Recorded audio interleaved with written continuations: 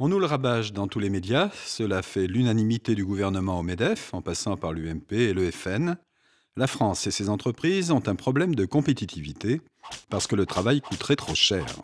Trop cher la protection sociale, trop cher les salaires. Mais rien de tout cela ne tient debout. Explication. On nous dit les entreprises sont écrasées par les charges, c'est-à-dire les cotisations qu'elles versent à la Sécu pour financer les retraites ou la santé, par exemple. Mais cela, ce n'est pas un cadeau. C'est une partie de notre salaire qu'elles nous doivent, ou plutôt, c'est la part de la richesse créée par les travailleurs qu'elles versent en leur nom. Donc on nous dit les entreprises sont écrasées par les charges sociales, 158 milliards d'euros en 2012. Mais on ne nous dit pas que dans le même temps, les charges financières supportées par ces mêmes entreprises sont de 299 milliards, près du double. Il s'agit de la ponction opérée par les actionnaires, les dividendes, et des charges bancaires et financières. Attention, rien à voir avec les investissements. Mais ça, c'est tabou. Vous ne le verrez ni à la une du Point ou de l'Express, qui préfèrent consacrer leur une au voile islamique ou aux bonnes affaires immobilières. Prenons un exemple concret, cette automobile. Elle est fabriquée en France. Pour la construire, on a besoin de matières premières, du métal, du verre, du plastique. Cela représente environ 22% du coût de production. Les investissements productifs du constructeur, les machines pour la fabriquer, ce n'est pas plus de 3%. En Allemagne, c'est 4 fois plus. La recherche-développement, c'est-à-dire l'innovation technique, c'est 6%, soit environ 7 milliards pour l'industrie automobile française. En Allemagne, c'est 10 milliards de plus. Deutsche Qualität, comme ils disent. Dans cette voiture, la part des salaires et des cotisations représente seulement 9%. Un peu moins qu'en Allemagne, contrairement aux idées reçues. Ne parlons pas des frais de publicité et de marketing. Alors où passe tout le reste? On a beau lire et relire les comptes de Renault ou encore de Peugeot, le coût du capital, c'est mystère et boule de gomme.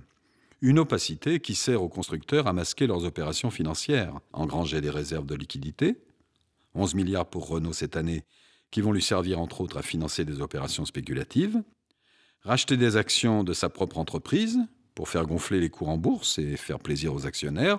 1 milliard d'euros chez Peugeot en 2010 sont ainsi partis en fumée. Sans parler des frais financiers pour leur développement sauvage à l'international. Et bien sûr, la distribution de dividendes, plusieurs milliards d'euros chaque année. Car c'est bien là tout le problème.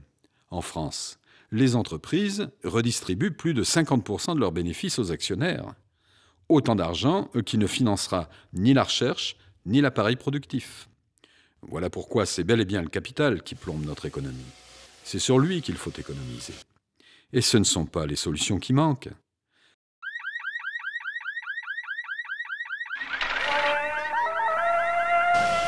Commençons par reconnaître que maintenir les salariés dans la sécurité sociale n'a jamais augmenté leur productivité. Au contraire.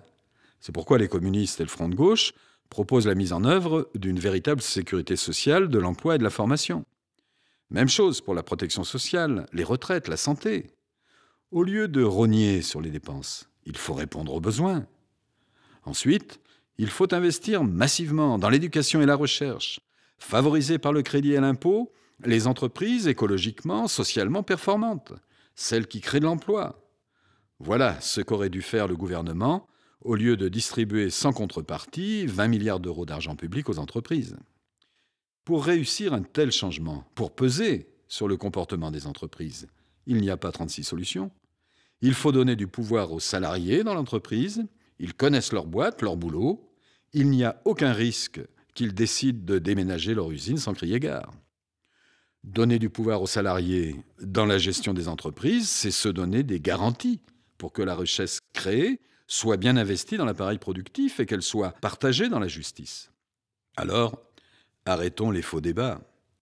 Dans ce pays, le problème, c'est le coût du capital, pas celui du travail. Pour les communistes et le Front de gauche, il y a urgence pour une campagne de vérité sur le coût du capital.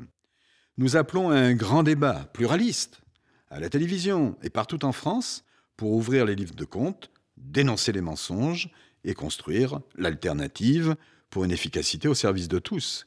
Car notre seul dessein, c'est l'humain d'abord.